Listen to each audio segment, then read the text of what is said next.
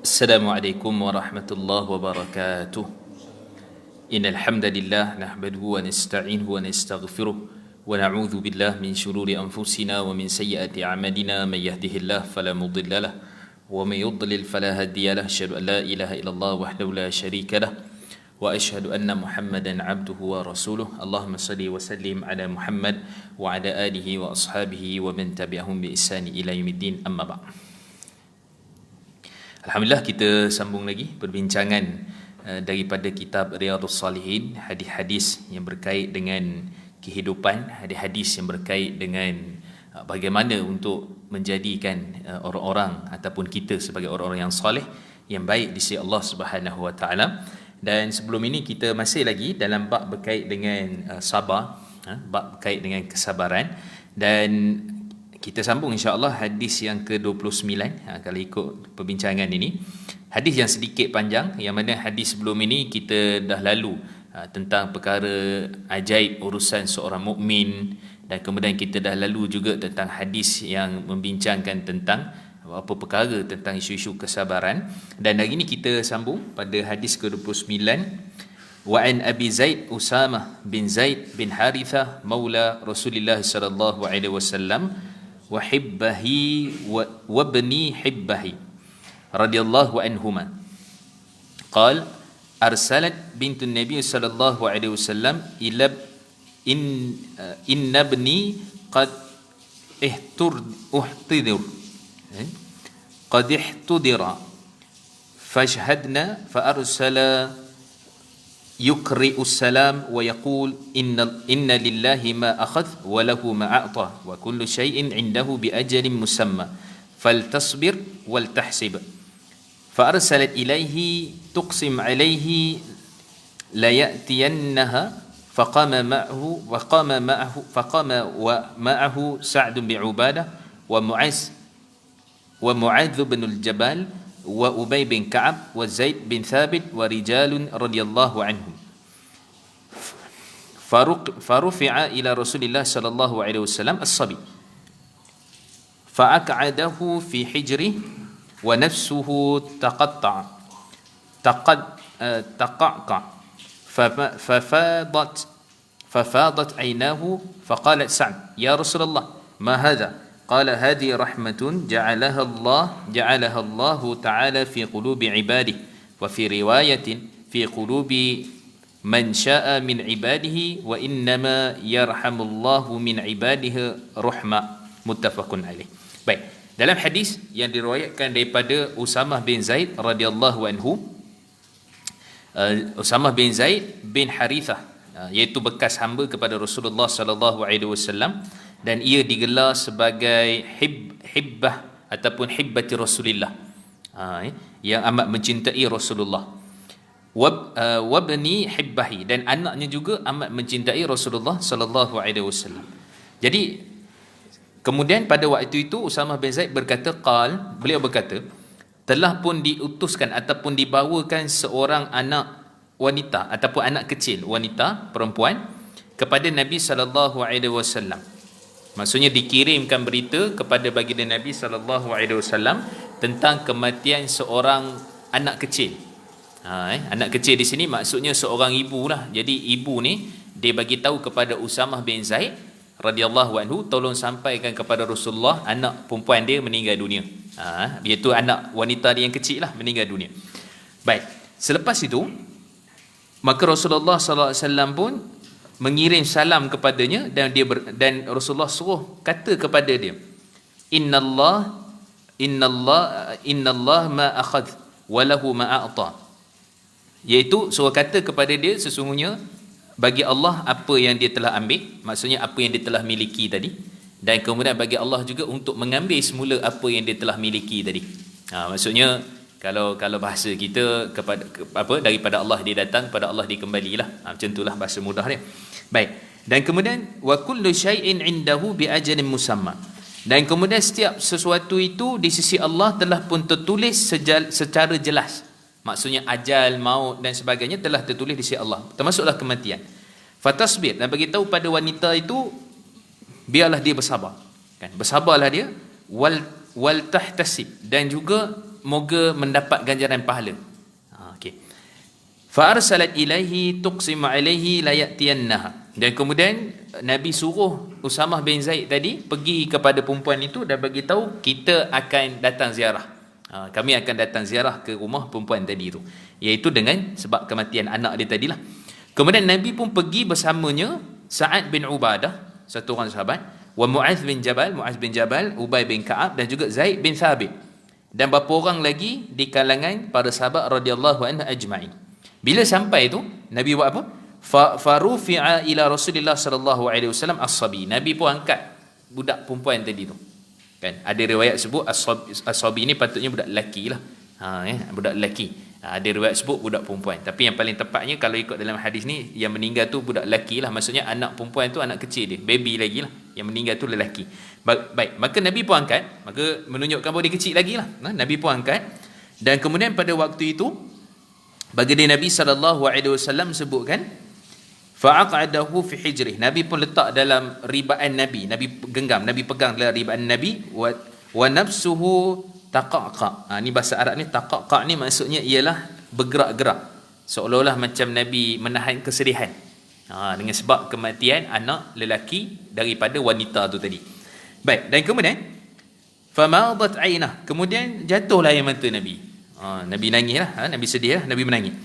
Kemudian Sa'ad bin Ubadah kata, ya Rasulullah, wahai Rasulullah, ma hadha, mengapa macam ni? Kenapa menangis? Macam itulah. Baik, kemudian faqala Rasulullah SAW pun berkata, hadhihi rahmah, ini adalah belah kasihan, kasih sayang yang Allah telah tetapkan. Ja'alallahu ta'ala fi qulubi ibadih, yang Allah telah jadikan di dalam hati-hati hamba-hambanya, dalam hati sadubari hamba-hambanya. Dalam riwayat yang lain, fi qulubi man syaa min ibadih, iaitu di dalam hati hamba-hambanya yang siapa yang Allah kehendaki. Wa innama yarhamullahu min ibadihi rahama, dan Allah lah yang menganugerahkan kasih sayang itu, rahmat Allah itu diberikan juga kepada orang yang berkasih sayang, orang yang mempunyai rasa belah kasihan. Okey, tu hadis tu muttafaqun alaih, riwayat daripada Bukhari dan Muslim daripada sahabat yang sama, Usamah bin Zaid. Okey, hadis ni sikit panjang, tapi kita akan ambil poin-poin penting daripada hadis ni. Yang pertama, Usamah bin Zaid ni anak kepada Zaid bin Harithah. Dan Zaid bin Harithah ni asalnya dia ni hamba kepada Sayyidatina Khadijah. Hamba kepada Sayyidatina Khadijah. Dan kemudian dia dibebaskan waktu di Mekah, dan dibebaskan itu bebas, tapi Usamah bin Zaid ataupun Zaid bin Harithah dia nak berkhidmat dengan Nabi. Maka sebab tu Nabi sayang sangat tu, sehingga kan ada yang kata Zaid bin Muhammad.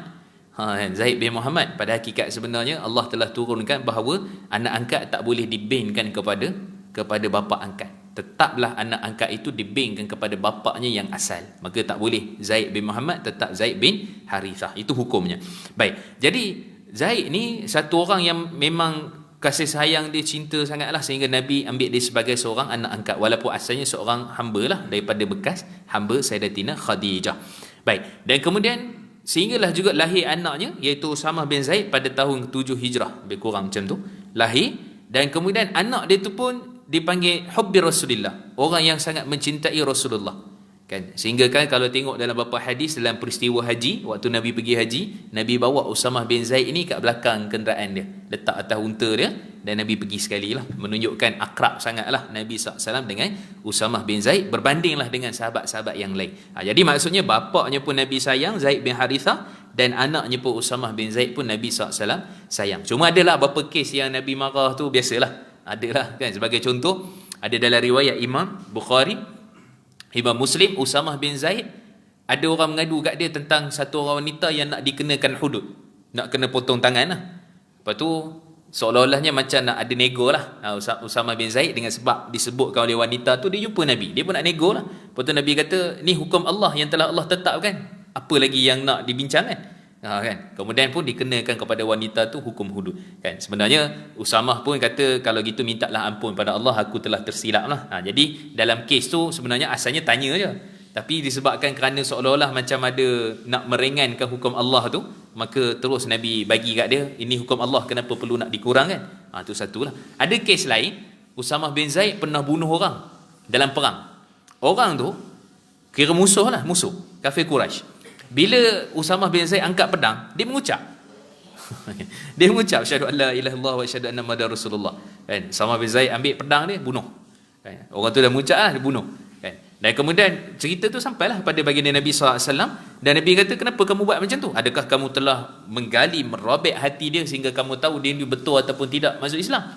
Start pada hari itu memang dia menyesal sangatlah atas perbuatan itu, dan kemudian Nabi kata, engkau telah membunuh orang, Allah akan membalas pembunuhan itu. Maksudnya benda yang tak pasti itu tak payahlah bunuh, walaupun kita rasa ikut, kalau mungkin kita punya perasaan tak, kita punya insting kita, mungkin kita rasa macam dia ni main-main je sebenarnya, nak selamat je daripada kena tebas dengan pedang kan. Tapi tetap Nabi kata, kamu kena dalam keadaan tu kamu sangka baik kan, kamu bersangka baik, dan kemudian ambil dia tu, dan nanti kita buktikan keislaman dia. Maksudnya macam tu lah. Tapi disebabkan kerana Usamah cukup marah, dia tebas terus lah, mati terus lah orang tu kan. Tapi ceritanya itu antara cerita-cerita lah, tapi tetap dia menjadi kita kata sebagai apa, sebagai pembantu dan juga sebagai orang ayah dan juga anaknya. Usamah bin Zaid itu disayangi oleh Rasulullah, dan dia meninggal lebih kurang dalam tahun 54 Hijrah pada zaman Sayyidina Muawiyah bin Abi Sufyan, ketika mana diangkat waktu tu zaman pemerintah Sayyidina Ali. Dan kita tahu zaman pemerintah Sayyidina Ali ni memang ada konflik yang cukup besar, pergaduhan di kalangan para sahabat, dan juga antaranya pemuka-pemuka orang munafik apa semualah yang mencetuskan dia punya permusuhan. Dan kemudian Usamah bin Zaid antara orang yang tak ambil part, dia tak pergi masuk kat kamp Sayyidina Ali, tak masuk juga kamp Sayyidina Muawiyah. Dia bersendiri dalam bak tu. Tapi ramai juga orang kata dalam konflik tu, dia ada dua konflik lah yang besar, peperangan Jamal, peperangan Siffin. Kan, yang Jamal ni melibatkan dengan Sayyidatina Aisyah dengan Sayyidina Ali, peperangan Siffin Muawiyah dengan apa ni Sayyidina Ali. Jadi kedua-dua peperangan ni memang konflik sahabat sahabat besar belaka tu. Ada dua kamp kan. Tapi ramai juga sahabat yang tak terlibat, maka ahli sejarawan ni mereka kata yang tak terlibat tu yang betul. Yang kamp Ali salah, yang kamp Aisyah pun salah. Sebab apa? Kerana kedua-dua tu dengan sebab nafsu, kan, dengan sebab rasa pemimpin dia betul. Tapi hakikat sebenarnya mereka tersalah ijtihad. Kan, itu dalam lipatan sejarah lah, memang ada pergaduhan besar di kalangan para sahabat sehingga mencetuskan peperangan. Cumanya daripada sudut kita menganggap bahawa salah ijtihad lah. Salah, maksudnya asalnya cetusan itu kerana geng-geng munafik pergi serang kamp Aisyah, buat cerita pasal Aisyah dan sebagainya, maka disangkakan itu daripada tentera Sayyidina Ali, dan mereka pun serang balik lah, balas balik lah kan. Akhirnya tercetus samalah macam isu yang berkait dengan dua peperangan yang kita sebutkan tadi. Maka beliau pun meninggal, wafat dan dikebumikan di Madinah. Itu cerita ringkaslah tentang Usamah bin Zaid. Okey. Kemudian beliau ni digelar sebagai maula. Maula ni bekas hamba. Maulana lain. Maulana tu gelaran orang yang tamat alim. Alim ni dia ada 7-8 tahun, dipanggil maulana. Bukan maulana pergi ride tak payah minta izin isteri, itu maulana lain lah tu kan. Pergi mancing tak payah ni, pergi mancing isteri kata pergi bang saya belikan mancing, itu tahap maulana, itu lain. Itu lain. Yang ni maulana ni gelaran lah bagi orang-orang yang mengajar ataupun belajar lah di Pakistan, India, habis 7 tahun tu biasa digelar macam maulana lah. Macam ada setengah orang grad PhD, prof ke, lebih kurang macam tu, tapi bidang yang berkait dengan agama. Okey. Tapi maula bekas hamba lah. Bekas hamba. Okey, maka Rasulullah sallallahu alaihi wasallam bekas hambanya iaitu Zaid tadi, dan juga anaknya radhiyallahu anhu. Okey. So biasanya kes-kes yang seperti ini akan adalah yang mengadu kepada baginda Nabi sallallahu alaihi wasallam atas kerana kapasiti Nabi itu pemimpin. Nabi itu adalah orang besar di Madinah, dan kemudian bila berlaku kes-kes kepada masyarakat, Nabi SAW akan pergilah. Nabi akan pergi, Nabi akan hadir, dan termasuklah kes ni. Maka seorang perempuan ni, dan dalam riwayat ni tak bagi tahu siapa. Tak bagi tahu siapa. Sebab kes-kes kematian ni selalulah Nabi dirujuk. Kan ada yang kadang-kadang tu Nabi pergi, Nabi SAW dalam keadaan Nabi yang kena marah. Ada seorang tu dia tengah menangis dekat kubur kan. Suami dia baru meninggal. Kan? Kemudian Nabi kata bersabarlah, kan? Engkau siapa? Kan? Engkau siapa bagi tahu aku? Dia tak kenal tu Nabi. Lepas bagi tahu tu dia minta maaf apa semualah, baru Nabi, dan Nabi maafkan dia lah. Kan? Sebab ialah perasaan orang berhadapan dengan musibah, mestilah keadaan tu kurang terkawal emosi. Wanita pula, maka Nabi SAW maafkan. Okey, tapi dalam keadaan ni wanita ni kirim kepada Usamah bin Zaid. Kan? Atas faktor apa tu? Mungkin juga antara sebab kerana berlaku yang dipanggil sebagai ihdad. Ihdad ni maksudnya ialah berkabung bagi wanita. Kalau tak dia sendiri yang pergi datang. Dia sendiri pergi datang. Sebab tu bagi wanita ni dia punya apa berkabung tu dalam Islam dia ada beberapa tempoh-tempoh tertentu kan. Ni kadang-kadang masyarakat kita ni dah jauh sikit lah daripada hukum. Kerana si isteri tu pergi siram pokok, siram apa? Siram air atas kubur. Padahal sepatutnya si isteri tu kena duduk kat rumah. Dan dia dikira sebagai dalam tempoh berkabung yang Islam suruh, perintah. Dalam hadis Rif'ah ada beberapa riwayat yang lain kena duduk kat rumah. Kan tempoh-tempoh tertentulah, tengok kalau kematian suami maka 4 bulan 10 hari lah, itu pun tak boleh berkahwin pun semua termasuk sekali kat situ kan. Jadi ada tempoh dia tu.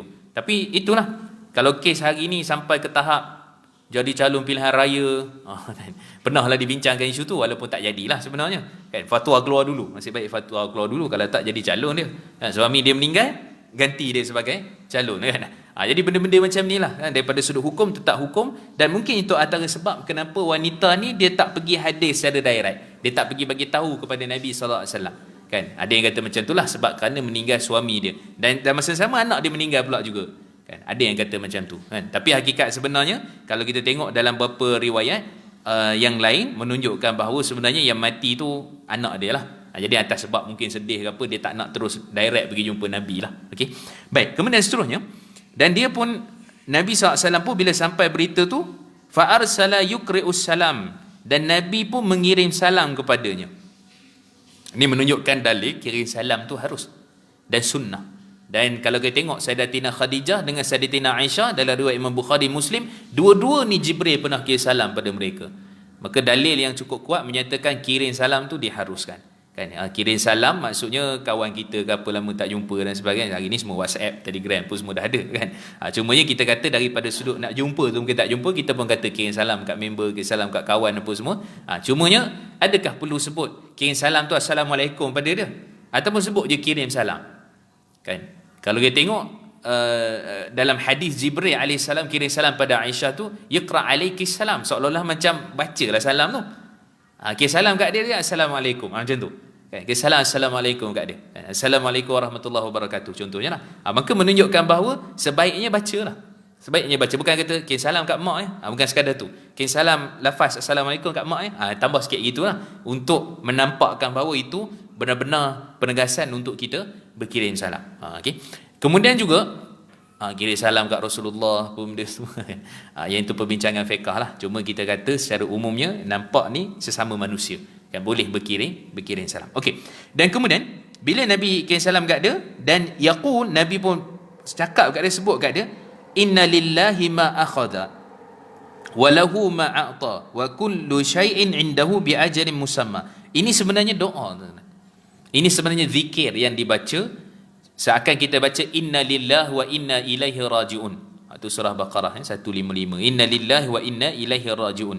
Jadi maksudnya kepada Allah, daripada Allah kita datang, kepada Allah juga dia akan kembali. Sama juga lillah, inna lillahi ma aghadh, dan sesungguhnya bagi Allah itu apa yang Allah kehendaki ataupun Allah bagi kepada kita, walahu ma ata, kan Allah bagi, Allah boleh ambil balik.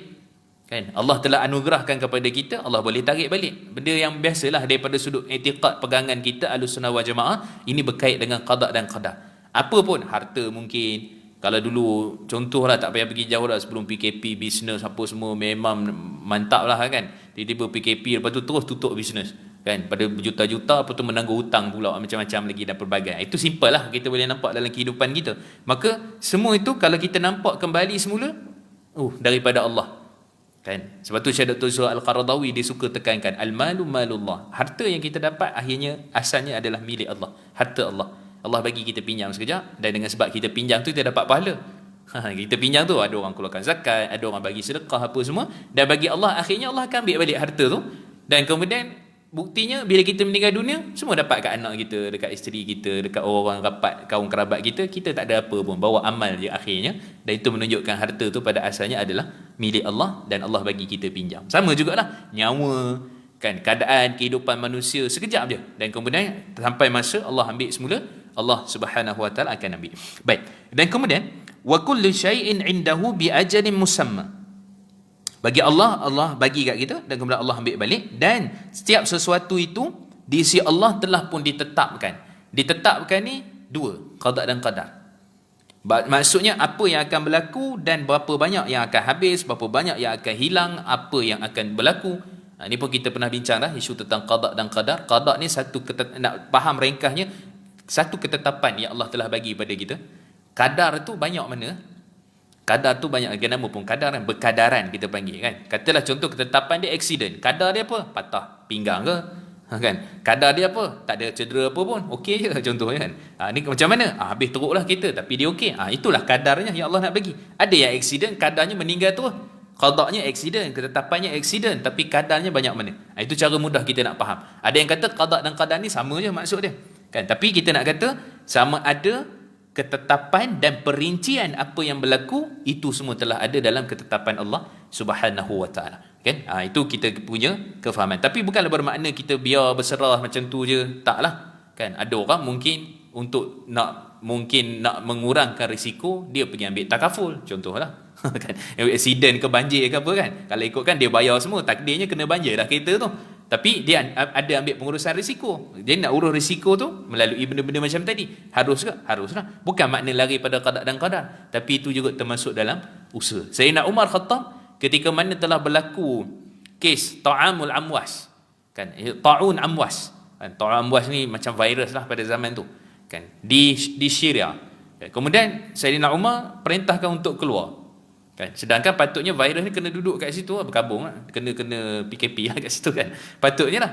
Tapi disebabkan itu kata Sayyidina Umar, aku keluar kepada takdir, pergi kepada takdir yang lain. Faham tak? Maksudnya kat situ ialah orang yang tak kena ni apa ni, dia keluar lah. Tapi orang yang dah memang kena, dah memang sakit, stay lah kat situ. Kalau keluar je merebak lah. Itu maksud dia tu. Kan? Walaupun zaman tu tak adalah nak check ke apa ke dan sebagainya, nak buat ujian apa tak ada. Kan? Tapi ceritanya ialah qada dan qadar di situ, walaupun kita dah tahu itu satu ketetapan, tapi tetap manusia kena berjalan kehidupan dia macam biasa apa yang kita buat sehari-harian kita. Okey. Kemudian kata Nabi SAW, bi ajalin musamma, semua telah ditetapkan, takdir, perkahwinan, jodoh, kematian dekat mana kita pun tak tahu. Ada orang duduk kat Malaysia mati dekat US, mati dekat mana kan? Apa? Tuan Guru Datuk Dr. Harundin kan. Dia kat Malaysia. Asal orang Kedah pun lagi belah-belah sana kan. Tapi meninggal tu kan, luar negara. Ada orang baru-baru ni ada sahabat juga ni, member rakan pejabat, mak dia pergi umrah, meninggal kat sana. Padahal tak ada sakit, tak ada apa pun kan. Sebab nak lepas pergi umrah tu pun kena cek kesihatan apa benda semua kan. Jadi kita kata itu semua takdir lah. Dekat mana dikebumikan ke apa semua itu di sisi Allah Subhanahu wa taala. Cumanya atas dasar wasiat, bolehlah kalau wasiat itu nak dikebumikan di tempat-tempat tertentu kan. Tapi kalau Malaysia nak pergi daripada US nak bawa balik, teruk sangatlah dia punya tu kan. Okey. Baik. Dan kemudian seterusnya Nabi SAW sebut faltasbir wal tahtasib. Hendaklah dia bersabar dan mengharapkan ganjaran di sisi Allah Subhanahu wa taala. Ini frasa penting, perkataan penting yang kita nak rujuk supaya kita faham, kita jelas. Setiap benda yang berlaku ni kadang-kadang, walaupun ia musibah, walaupun musibah itu benda tu mungkin dah tak ada dekat kita, tapi pahala kita dapat. Sebabnya ramai yang mensyarahkan hadis ni, ramai orang kadang-kadang dia kena musibah, tapi musibah dah lah, harta hilang, pahala pun hilang. Jadi macam mana sekurang-kurangnya kita ada pahala tu, walaupun musibah tu mudah-mudahan ada gantinya lah, ada dia punya tukar dia lah kan. Tapi daripada sudut yang lain, pahala tu kena minta dekat Allah. Ni jadi dalil bahawa setiap ibadat yang kita buat mengharapkan ganjaran pahala tidak menjadi satu kesyirikan. Ada setengah orang terlalu dia ekstrim, dia tak boleh. Ada orang je minta, ni kenapa kamu buat solat puasa pun? Sebab nak syurga. Tak boleh nak syurga, haram, syirik. Kan? Kita buat ni kerana Allah kata kan. Tak boleh ni keluar zakat apa semua ni. Kenapa? Harta berkat tak boleh. Ni semua sekian-sekian. Kan? Tak boleh ni nak syurga Firdaus, tak boleh apa semua. Kita kata hampirlah semua ayat Quran, hadis ni bila berbicara tentang amal ibadah mesti ada ganjaran dia. Kan? Rujuklah mana-mana orang bersedekah, kata Allah Subhanahu wa taala surah Baqarah 261 62. Kan? Siapa yang bersedekah ni Allah kata umpama satu biji gandum. Lepas ada satu biji gandum jadi apa? 7 tangkai. Lepas 7 tangkai jadi apa? 700 setiap biji. Kan? Lepas tu Allah kata wallahu yudha'ifu liman yasha. Allah akan tambah lipat gandakan lagi pahala untuk dia bagi siapa Allah kehendaki. Kan? Orang pergi sedekah, orang baca ayat tu, "Oi, banyak pahala ni. Bersedekahlah kot," dia kata. Adakah salah dia bersedekah kerana nak ganjaran pahala tu? Tak. Kerana Quran menggalakkannya, kerana hadis menggalakkannya. Kan? Jadi maksudnya hatta pahala itulah sendiri dengan rahmat Allah itulah sendiri untuk masuk syurga. Kan? Jadi kita kata tidak jadi masalah. Jangan terpengaruhlah mungkin ajaran-ajaran tertentu ke apa. Dia kata kita ibadat ni ibadat je, kan? Kita cari redha Allah je. Syurga tu nanti Allah yang bagi. Kan? Tak. Nabi kata fa iza sa'allah fas'ali firdaus. Kalau kamu minta syurga dekat Allah, minta syurga firdaus. Nabi suruh minta macam tu. Walaupun kita rasa lah tak layak ke apa semua, tapi Nabi kata kamu minta yang tu. Kerana itu yang Nabi perintahkan pada kita. Menunjukkan di situ ibadah kerana sebab nak ganjaran pahala, dia satu benda yang dibenarkan dari sudut syarak. Banyak dalil-dalil yang lain lagi lah. Macam contoh Nabi sebut, ni tak lama nak Ramadan ni, kan, siapa yang mendirikan Ramadan imanan wa ihtisaban, penuh keimanan dan mengharapkan ganjaran pahala di sisi Allah. Allah ampunkan dosa-dosanya yang telah lalu. Itu pun harap ganjaran pahala. Daripada puasa nakkan ganjaran pahala, maka itu tidaklah menjadi perkara yang dilarang di dalam agama kita. Okey. Dan kemudian seterusnya, fa arsalat ilaihi tuqsimu alaina la ya'tiyanna. Okey. Kata Nabi sallallahu alaihi wasallam, maka kabarkan balik kepada wanita tu, nanti kami akan tuqsimu. Tuqsimu ni macam pasti akan datanglah. Kan. Ini menunjukkan bahawa setiap benda yang kita berjanji berjanji, terutama dalam isu-isu ziarah, dalam isu pergi kenduri kahwin, apa benda semua ni, kan, insya-Allah tu satu benda yang kita kena tunaikan. Jangan insya-Allah tu confirm tak pergi. Insya-Allah tapi tak pergi pun. Dalam hati kata aku tak pergi. Insya-Allah sebut dah. Insya-Allah ni satu perkataan besar sebenarnya. Insya-Allah itu kalau tengok beberapa riwayat yang lain menyebut tentang insya-Allah adalah satu perkara yang besar dalam agama, menunjukkan bahawa kita ni betul-betul nak buat benda tu.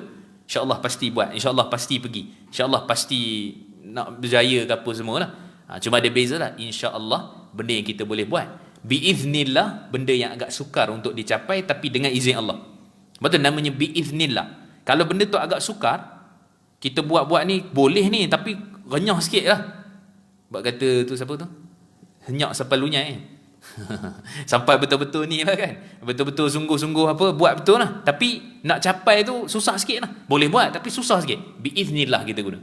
Kalau insya-Allah ni biasanya yang simple lah, yang memang kita boleh buat lah, cuma mungkin hujan ke sakit ke itu cerita lain lah yang menghalang kita daripada hadir. Tapi biiznillah biasanya untuk yang seperti itu, yang agak sukar tapi kita minta pertolongan Allah untuk selesaikan satu perkara, kan. Tapi boleh je satu orang dia guna insya-Allah boleh buat, kan, dia tak guna perkataan biiznillah, okey je. Cuma daripada sudut ketepatan, biiznillah tu pada perkara yang sukar, yang boleh dicapai tapi sukar. Okey.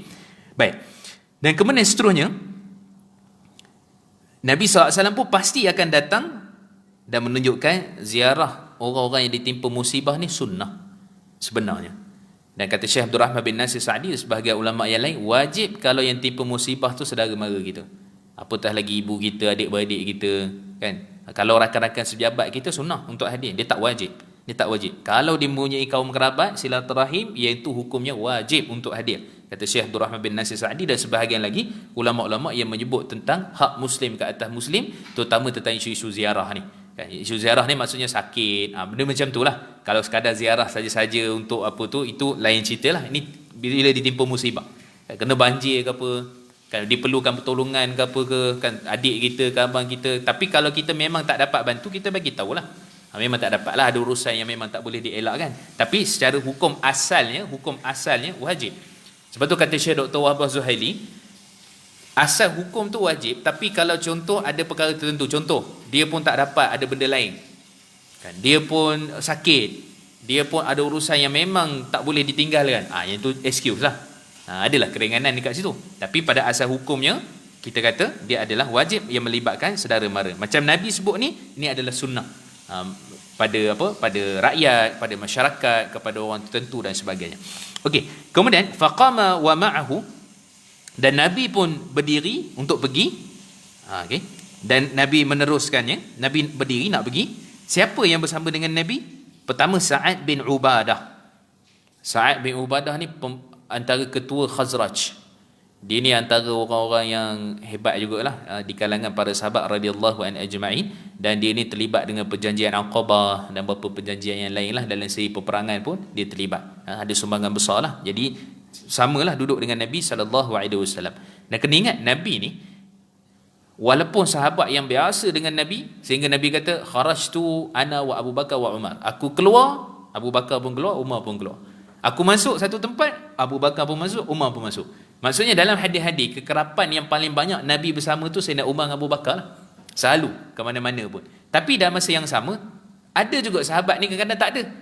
Yalah, kadang-kadang tu mereka pun ada tugas lain, ada masing-masing, dan ada kadang-kadang tu sahabat lain yang sama dengan Nabi. Macam ni ada 4-5 orang dengan Nabi ketika mana wanita itu ataupun disebutkan tentang cerita wanita tadi tu. Dan pertama Sa'ad bin Ubadah, yang kedua Mu'az bin Jabal. Mu'az bin Jabal ni satu orang yang alim dalam fiqh kan. Dia ni seorang yang memang dari sudut hukum memang Nabi ma'iktirah lah. Dia ni orang yang pakar dalam hukum, dan banyaklah isu-isu dalam kefatwaan, ada perkataan ataupun qaul Sayyidina Mu'az bin Jabal kan. Satu orang yang sangat hebat. Baik, kemudian juga bersama dengan dia Ubay bin Ka'ab. Ubay bin Ka'ab ni dia salah seorang daripada penulis wahyu juga. Okay. Dia pun salah seorang daripada yang banyak juga sumbangan kepada baginda Nabi dan kepada Islam secara umumnya kan. Ubay bin Ka'ab, walaupun ada beberapa kes lah yang isu terkait dengan beliau ni, tapi benda tu selesai lah pada zaman Nabi kan. Adalah beberapa benda kan di kalangan perangai masing-masing.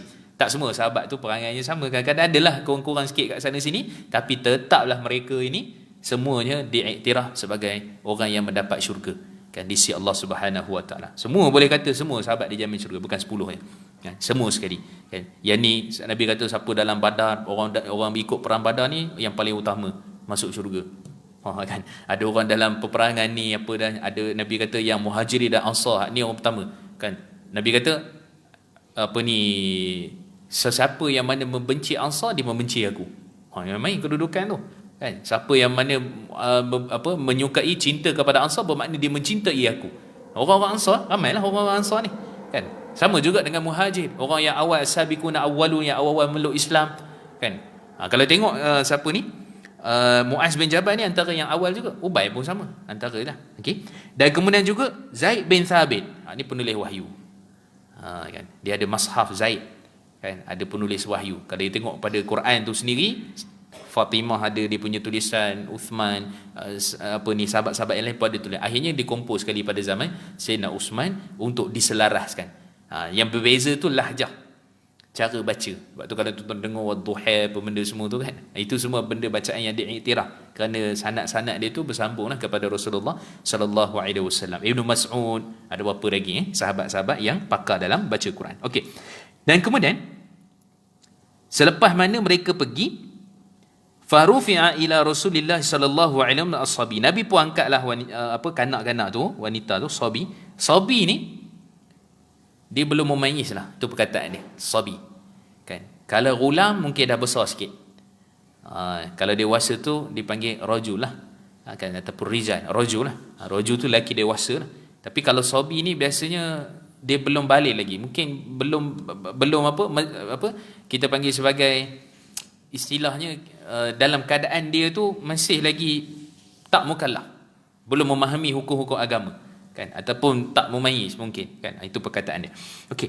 Dan kemudian budak ni meninggal dunia, anak kecil ni meninggal dunia, Nabi pun angkat dan kemudian Nabi letak dalam riba bagi Nabi sallallahu alaihi wasallam. Dan kemudian wa nafsuhu taqaqa. Ni perkataan qaqa ni. Maksudnya Nabi macam tersendu-sendu, macam bergerak-gerak kan, menahan kesedihan. Famadhat aina, Nabi pun menangis kan. Kalau kat sini kita tengok, maksud kat sini majoriti lah ulama-ulama mensyarahkan hadis ini, Imam Nawawi ke siapa dan sebagainya, menunjukkan bahawa orang yang ditimpa musibah tidaklah haram bagi dia untuk menangis kan, kesedihan tu. Tapi jangan sampai niyahah, maksudnya meratapi. Kenapa Allah buat macam ni? Kenapa Allah matikan dia? Kenapa suami saya meninggal? Habislah lepas ni, macam mana saya nak makan? Kan? Kadang-kadang isteri tu kena hajarkan juga. Buka tin sarding. Buka tin sarding pun suami juga kan. Semua suami belaka kan. Yang dia dah masak je kan. Yang lain-lain kan, benda-benda yang melibatkan tools kan, itu pun kena ajarkan sikit tu kan. Kemudian itulah, ni pun bincang juga. Ada orang kata nombor-nombor pin ke apa, benda-benda yang penting kan. Kadang-kadang tu lah penting juga tu, ada rahsia kan. Nombor telefon pun rahsia suami pun rahsia, isteri pun rahsia kan. Ada password masing-masing. Masalah gitu tu lah kan. Dia jadi sukar bila benda berlaku macam tu, kematian, penyerahan harta, kemudian benda-benda macam tu lah. Maksudnya kena ada juga, isteri pun kena pandai sikit lah urusan-urusan melibatkan benda-benda nak bayar bil air api Kan ada setengah orang tu bagi je terus kat isteri dia tolong bayar. Baguslah macam tu. Kan? Nama pertukaran berapa. Dia akan jadi isu hutang-hutang benda semua cantik lah. Kan? Catat lah supaya kita dapat faham betul benda yang perlu, ada apa yang masih berbaki apa dan sebagainya. Itu penting. Okey. Jadi kemudian Nabi SAW pun menangis. Faqala Sa'ad bin Ubadah pun tanya Nabi. Sa'ad ni macam hati dia keras sikit lah. Bukan keras apa, maksudnya dia tak menangis lah dalam peristiwa tu, dan sebahagian sahabat pun tak menangis lah. Tapi Nabi menangis. Nabi menangis. Kemudian dia kata, Ya Rasulullah, ma hadha? Ya Rasulullah, apa ni? Okay, menunjukkan dalam Islam menangis itu harus, tapi bukan meratapi. Bukan meratapi. Meratapi ni macam mana tuan-tuan? Kadang-kadang ada setengah orang dia lambat nak ambil mood, nak sampai tahap dia boleh terima tu. Ada jenis orang yang macam tu. Kena musibah hari ni, 2 minggu juga terduduk dia. Duk fikir kenapa, kan? Masih ada lagi. Kadang-kadang sengih seorang-seorang. Boleh jadi lah. Kan? Sebab musibah ni kadang-kadang benda yang kita tak sangka kuat mana orang tu. Kan?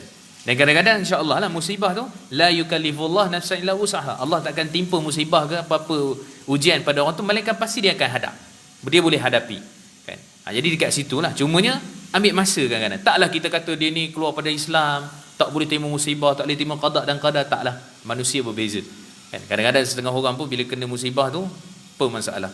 Ustaz-ustaz pun kadang cerita sabar semua. Keluar-keluar kasut, selipar kena curi. Dia maki semua orang tu. Tak cukup menatang di langit dan di bumi dia maki kan. Selipar aku nak curi kan. Menatang semua kan. Ada je mencarut dia apa semua kan. Benda tu tak elok lah. Tapi ceritanya kuliah tu gah lah nampak kan. Jadi kita kata tak semua orang kadang-kadang kan. Ada benda tu simple je kan. Itu benda-benda yang kita perlu perhatikan. Okey. Dan kemudian seterusnya faqal, maka Nabi pun berkata, okay. Kenapa Nabi nangis tadi? Maka Nabi kata, hadhihi rahmah, ini adalah satu rahmat, kasih sayang yang Allah jadikan di dalam hati-hati manusia. Kan? Maksudnya sifat Allah tu, Allah ni ada asmaul husna, nama-nama Allah. Ar-Rahim, yang Maha Penyayang. Kan? Dan kata Nabi SAW ketika mana Aqra bin Habis, satu orang sahabat Nabi namanya Aqra. Aqra ni dia ada 10 orang anak. Dia tak pernah cium pun anak dia. Dia tak pernah menunjukkan kasih sayang kepada anak-anak dia. Kan ada orang kata bapak ni memang macam tu kan. Tapi yang tunjuk kasih sayang tu mak kan. Bapak ni belakang-belakang kan. Tapi sebenarnya kata Nabi SAW, Nabi tanya kepada dia, kamu tak pernah cium anak kamu? Sebab dia nampak Nabi cium Hasan dan Husain. Lepas tu dia kata, ya Rasulullah, aku ada 10 orang anak, seorang pun aku tak pernah cium. Kata Nabi SAW, ma lam yarham lam yurham. Siapa yang mana tidak mengasihi, dia tidak dikasihi. Kan? Maksudnya kasih sayang tu ialah tu kadang-kadang sifat kan, kita sayang, kita cinta, kita anak apa dan sebagainya, tapi sifat tu kadang-kadang ada kali perlu ditunjukkan kan. Bukan kadang sebenarnya bapak sayang tapi tak tunjukkan. Kan ada jenis orang macam tu kan. Cuma kita nak kata dari sudut asalnya kena nampakkan bahawa itu adalah satu benda yang menunjukkan rahmat Allah. Bagaimana Allah kasih pada kita, macam tu kita kasih kepada anak, kepada orang-orang yang baik dan sebagainya. Baik, dan kemudian itu adalah kelebihan rahmat yang Allah bagi kepada hati-hati kehidupan manusia. Dan dalam hadis yang lain, wa innama yarhamullah min ibadi ar-ruhama, kan, dan Allah menganugerahkan kasih sayang tu, limpah belas kasihan itu kepada orang-orang yang ditimpa musibah. Kadang-kadang pun kita duk tengok orang ditimpa musibah, sahabat-sahabat kita, mungkin kita tu sedih juga. Maka sedih tu menunjukkan bahawa di situlah rahmat kasih sayang. Kan, di situlah kelebihan bagi orang yang beriman, kan, berkasih sayang, dan kemudian mereka ni saling apa? Bantu-membantu dan pelbagai lagi kan. Itu kelebihan-kelebihan yang mana kita boleh dapat sikitlah daripada hadis yang kita bincangkan hari ini. Wallahualam, saya rasa kita stop dulu kat situ insya-Allah. Ada soalan tak? Syushu. Tak ada. Okey, tak ada, kita berhenti dulu kat sini, insya-Allah nanti kita sambung lagi. Aku qauli hadza wa astaghfirullah wa lakum. Subhanakallah bihamdik, asyhadu an la ilaha illa anta, astaghfiruka wa atubu ilaik. Wa sallallahu ala Muhammad wa ala alihi wa sahbihi wa barik sallim. Walhamdulillahirabbil alamin. Wassalamu alaikum warahmatullahi wabarakatuh.